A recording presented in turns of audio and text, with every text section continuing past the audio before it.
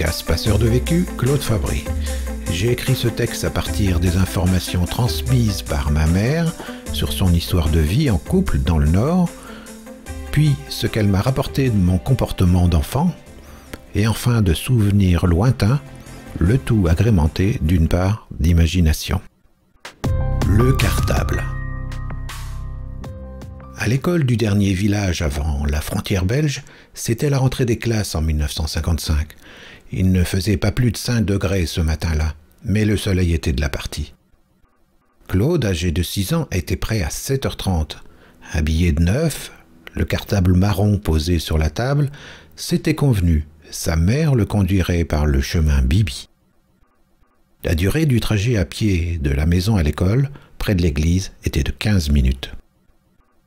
Ses parents, Robert le Rouquin et Raymond de la Parisienne, comme il disait au village, s'y étaient installés en principe pour 6 mois en 1947. Robert voulait se faire une place comme agent de dédouanement à la frontière. Raymond, son beau-père, dans le métier, lui avait dit « Écoute Bob, tu pourrais commencer par dédouaner les camions de moules en provenance de Hollande. Ce sera pas facile, mais si tout va bien, tu obtiendrais un agrément officiel pour t'installer. » Le couple avait loué quelques pièces dans une maison, jouxtant la douane. Peu de meubles, pas d'eau courante, de WC, de salle de bain, ni de chauffage central. Pour une Parisienne habituée au confort, les commerces en bas de l'immeuble, les sorties au cinéma, au théâtre, la transition était brutale, difficile et déconcertante. L'accueil de la population locale était rude et l'approvisionnement compliqué avec les tickets de rationnement. Michel, 8 ans, le frère de Claude, allait à l'école du village. Robert travaillait dur, jusqu'à 75 heures par semaine. Claude restait seul avec sa mère toute la journée et n'avait jamais quitté la maison de ses parents. La rentrée des classes se profilait. Sa mère avait commencé à lui en présenter les avantages. « Écoute Claude, tu vas apprendre à lire et à écrire, et plein de choses. Tu verras, ça va te plaire. » Claude se trouvait bien comme ça. Pouvoir aller dans le jardin, ramasser les noisettes, regarder par la fenêtre les douaniers soulever la barrière, voir les gens dans les voitures sortir leurs papiers et ouvrir le coffre ou s'arrêter au café. Il faisait toujours chaud dans la cuisine. Raymond entretenait énergiquement la cuisinière avec son tisonnier rougi. La cuisine servait de cabinet de toilette et le bac en zinc de baignoire. Elle disait « Claude, il est tranquille. On lui donne un vieux réveil et il passe toute son après-midi à le démonter. » Raymond emmenait ses 2 fils avec une poussette jusqu'au Petit Mons, juste après la frontière pour faire les courses, rapporter du chocolat et du café pour la famille qu'elle faisait acheminer par les camions de passage. Un détour par la ferme Verdon permettait d'acheter des œufs. Robert se transformait en mécanicien pour entretenir la vieille Rosalie, achetée d'occasion, qui simplifiait la vie du couple et enchantait Michel et Claude. La Francine et Marie-Paul jouaient parfois dans le chemin avec Michel et Claude, mais ils n'aimaient pas leurs moqueries. « Parisien, tête de chien, parigot, tête de veau. » Et puis, en sortant de la maison, il y avait l'immense terrain de jeu, tellement intéressant. La pâture Venoy, les poules, les vaches, le chemin Bibi bordé d'arbres, les voitures démontées par les douaniers lorsqu'ils trouvaient des contrebandiers. Et à quelques centaines de mètres, le long chemin de l'aventure après la maison Lefebvre. Les contrebandiers et les amoureux y passaient, au-delà du petit bois, c'était la Belgique. Bref, la vie de rêve.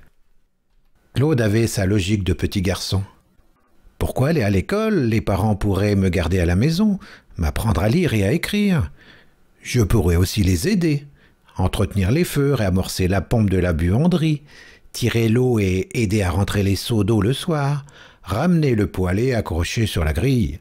Bref, tout allait bien, pourquoi changer?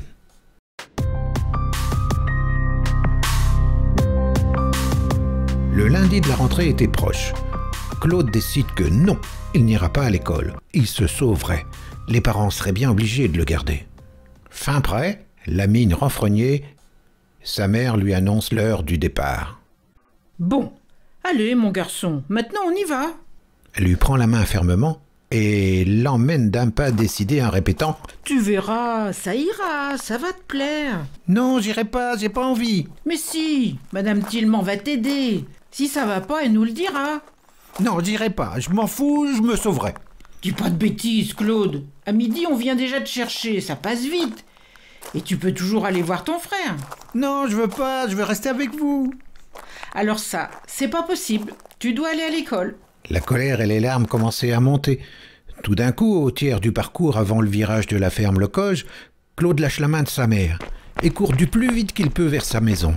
Raymond se retourne brutalement, pose les mains sur ses hanches et crie « Claude, reviens ici tout de suite !» Mais trop tard, il est à l'angle de la maison des Boulans et vient se réfugier dans la chambre, assis par terre.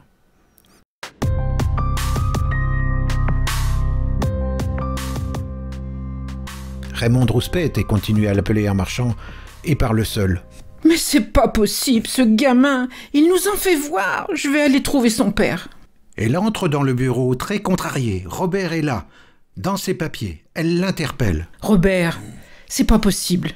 Il faut que tu viennes. Claude m'a lâché la main. Il est reparti à la maison en courant. J'ai rien pu faire. Viens voir. » Quand Robert a le teint blême, c'est mauvais signe. Mieux vaut ne pas broncher. Bon alors Claude, cette fois pas d'histoire. Tu dois y aller. Le père Boulan va t'emmener tout de suite. Allez, prends ton cartable. Tout mince, pas causant, le père Boulan s'exécute et prend le chemin le plus court par la nationale. Il marche sur l'étroite bande de terre face aux voitures à l'aplomb du fossé. Claude se tait et prépare son coup.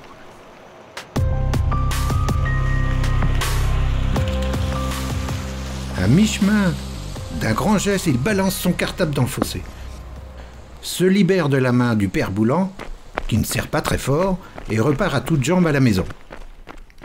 Dépité, le père Boulan revient, en levant les bras au ciel. « J'ai rien pu faire et le gamin il s'est sauvé, il court trop vite. Il a balancé ce cartable dans le fossé. » Robert, cette fois, prend le coup de sang. Il entre dans la chambre, puis, sans rien dire, saisit fermement la main de Claude, qui n'emmène pas large, et l'emmène à grandes enjambées à l'école, sans cartable. Au retour, il amorcera prudemment la descente pour récupérer le cartable mouillé par le ruisseau. Claude ne pouvait pas lutter. La scène ne se reproduisit plus. Tout compte fait, même si l'école, l'armée ou la pension ne lui ont pas vraiment plu, les bénéfices retirés par l'apprentissage, la vie en communauté sont quand même les meilleurs atouts pour progresser et s'adapter à la vie.